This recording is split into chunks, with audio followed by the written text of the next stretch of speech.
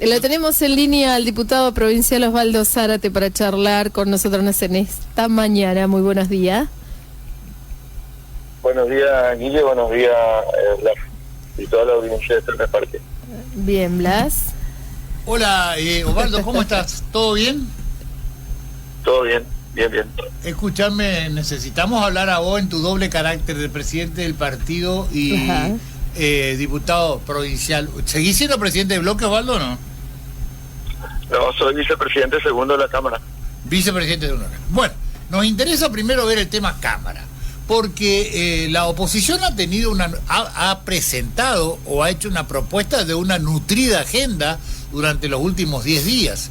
Por un lado está como es la presentación que creo que es de tu autoría y con la compañía de otros diputados, de un bono de 50.000 pesos para pagar con el aguinaldo, algo así. Explícanos un poco cómo está eso y en qué consiste. Mira, nosotros hasta ahora hicimos un pedido, ahora vamos a pedir la reasignación de fondos para que el empleado público tenga un bono de refuerzo de aguinaldo, que le llamamos, en la idea de empezar a recuperar el salario. Junto con esto también tenemos que hablar de la recompra de la deuda y que venimos planteando del empleado público para que luego el Estado se las financie al empleado municipal y que le sobre unos pesos más, porque hasta ahora el empleado público cobra y cobra papelitos, o sea, el 70% de su salario se queda en entidades financieras o bancos de Formosa y otras entidades que operan como la tarjeta naranja con los empleados y a través del código de descuento. O sea que tenemos... Caso, los CDU.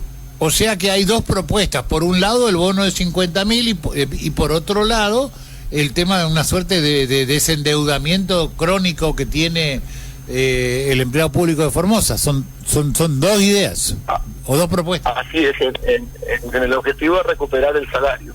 Y también tenemos un pedido de interpelación o de audiencia, si querés, para no poner de interpelación, el ministro de la Producción, Quintana, para que nos diga qué va a hacer con la ayuda de emergencia agropecuaria y los 250 millones de pesos que ya vinieron de Nación, a ver cuánto va a poner la provincia y cómo se va a distribuir esta ayuda que tanto están esperando nuestros productores en el interior de la provincia.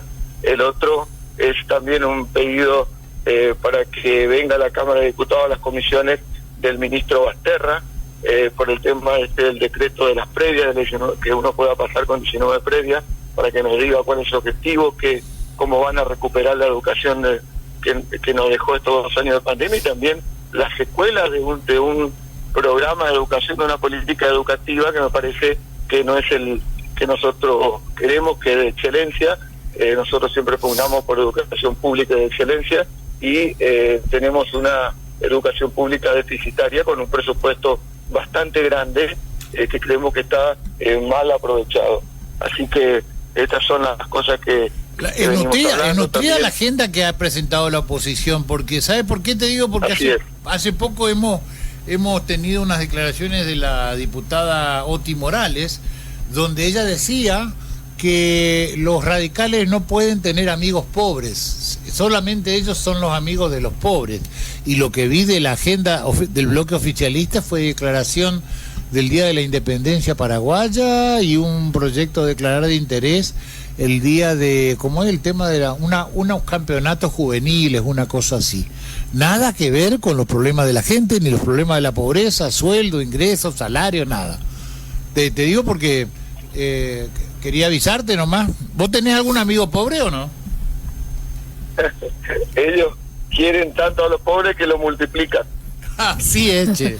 Ni más ni menos, la verdad. Diputado, según los datos del INDEC y según las declaraciones del economista Adrián Muracioli en un medio local, señala que nuestra jurisdicción se ubica entre los primeros lugares del norte grande en nivel de salarios promedios del sector público. Sin embargo, en cuanto a los municipales, me han hecho llegar hace un rato nada más, le estaba mostrando a Blas un recibo de sueldo de los chiriguanos, justamente donde hay un empleado municipal que renunció porque tenía un básico de 4.000 y cobraba en liquidación total 13.000 y he recibido otro de 16.000 pesos con un básico también de 4.000 pesos. ¿Qué opinión le merece esto? Mira, doctor? Yo me acuerdo que hacía videos en la época del gobierno anterior diciendo cómo subía el dólar, cómo subían las cosas, cómo subía el kilo de pan, cómo subía el kilo de carne, y ahora no lo escuché decir absolutamente nada de eso.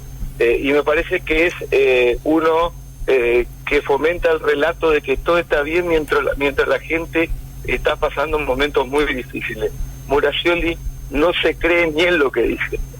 Y me parece que forma parte del staff de formadores de relatos que después nos pueden demostrar. Creo que un medio sacó una nota diciendo, en un discurso de él en el Consejo Deliberante, hablando del dólar y de cómo ha explotado la Argentina, y ahora no lo escuché decir nada. Así que lo que diga Muraccioli forma parte de un relato que no existe y que solamente en la mente o en la cabeza de una persona como él puede existir.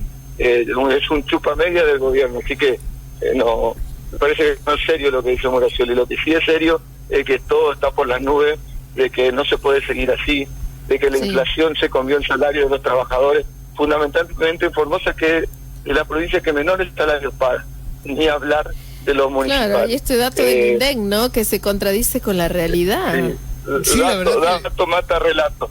Mira, con respecto a esto, está igual, el salario de ahí de los chiriguanos está igual que hace 6 años en relación al crecimiento inflacionario y todo. Yo me acuerdo que fuimos a un programa de Argentina con Vos. Ajá. Y cuando había unas personas que querían hablar con nosotros porque habían perdido la asignación familiar. Entonces, en aquel momento, una persona había perdido 2 asignaciones, 2 hijos, porque en el cruzamiento de datos su marido estaba trabajando en el municipio. Entonces, ¿qué pasaba? Que las 2 asignaciones eran más que el sueldo del empleado municipal. De manera que convenía más que el marido renuncie y que cobre el salario, la asignación universal. Entonces, esta es la situación de los empleados públicos. Sueldos empobrecidos, con una coparticipación obviamente empobrecida, con los intendentes pagando los sueldos de hambre que pagan por un promedio de 15.000 pesos. Imagínate vos, el de Chiriguano debajo del promedio. Ni a hablar Ingeniero Juárez y todas las comunas que le dicen a los empleados, porque el mismo intendente sabe que le paga poco. Entonces, ¿qué le dice? Vos tenés que venir 2 días a la semana y yo te firmo como si fuera que viniste 5. Claro. ¿Por qué? Porque tiene que dedicarse a otro trabajo también. Sí, entonces esta es la realidad. ¿Cuáles son los únicos ricos en el interior? El intendente y el presidente de Comisión de Fomento, bueno, el presidente del Consejo Deliberante. Nosotros tenemos en justamente los chiriguanos a Antonio Caldera con varias reelecciones como intendente o presidente de la Comisión de Fomento, y a su esposa como presidente del Consejo Deliberante. Sí, se dan todas estas condiciones. Los intendentes, la mayoría, casi prácticamente todos del interior, son todos peronistas. Sí, y hay maniobras que se están... Cuando van quedando con escasos recursos, siempre se las ingenian para incrementar su patrimonio. Ahora es muy frecuente en el interior que tanto el intendente como todos sus familiares y algunos concejales empiezan a quedarse con los terrenos fiscales, por ejemplo. Y es una suerte de inmobiliaria, de adjudicación de terrenos fiscales, donde cada vez van acumulando más propiedades y más patrimonio, no tanto parientes como cosas. Pero escúchame, Osvaldo, te pregunto, ¿cómo se entiende esto en un espacio como el peronismo, donde uno de sus sectores más icónicos y más representativos son sin duda el sector sindical? Sin embargo, vos te diste cuenta que en Formosa estos trabajadores no tienen ninguna defensa, porque yo les preguntaba, mañana vamos a entrevistar a Guillén de Mansilla, donde le pregunté, por ejemplo, el Citram no conocemos ninguna declaración al respecto. No. UPCN no hizo ninguna declaración al respecto. El único que más o menos por ahí lo representa y trata de intentar es ATE.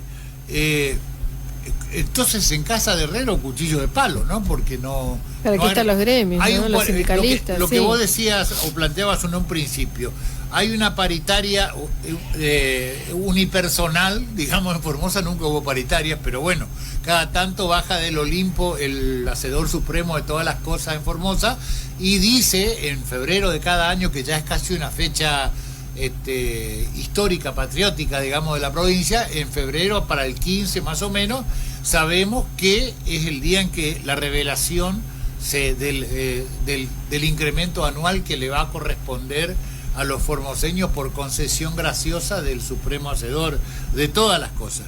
Pero es un 45, un 50% y está totalmente desactualizado. Pero sin embargo, los sindicatos no dicen nada.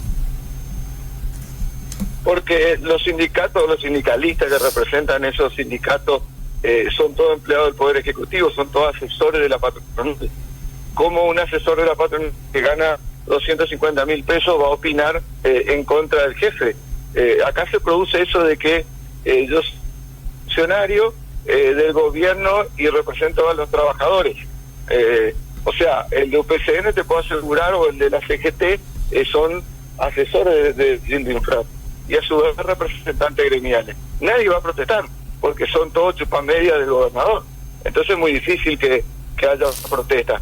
Pero aparte de todo, y lo más grave es que ellos saben por lo que están atravesando los empleados públicos, porque son ellos mismos los que le dan crédito, le dieron crédito, una oportunidad a tasa usuraria para robarle la poca moneda que le quedaba en el sueldo. ¿Te acordás de la época de los códigos de descuento? De los códigos de descuento famosos que le habilitaron a un montón de usureros que venían y que inclusive eran parte de las mutuales de muchos sindicatos. Sí, recuerdo perfectamente.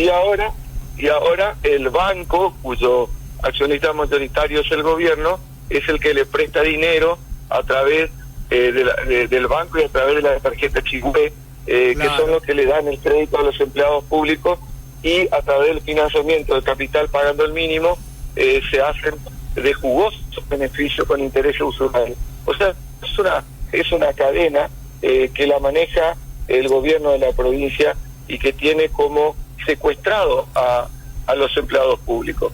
Esta es la situación de hoy, ¿no es cierto?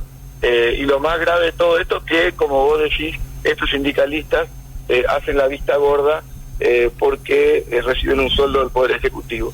Y a su vez hay representantes gremiales en la Cámara de Diputados que yo no lo escuché nunca decir o levantar la voz para hablar de los salarios de empleados municipales.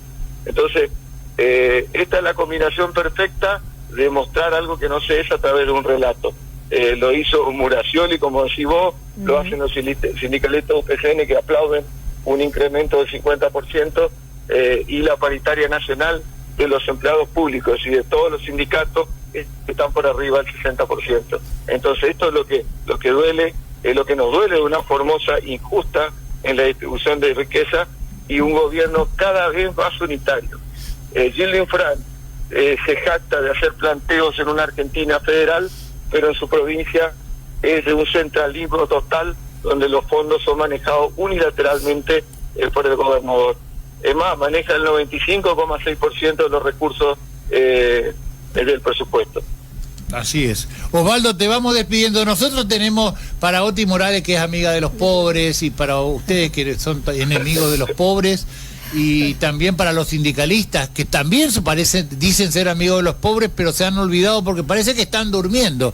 Entonces le tenemos siempre un tema musical de fondo para ellos. Te invito, mientras nos despedimos, a que lo escuchen. Nos vemos. Bien, hasta la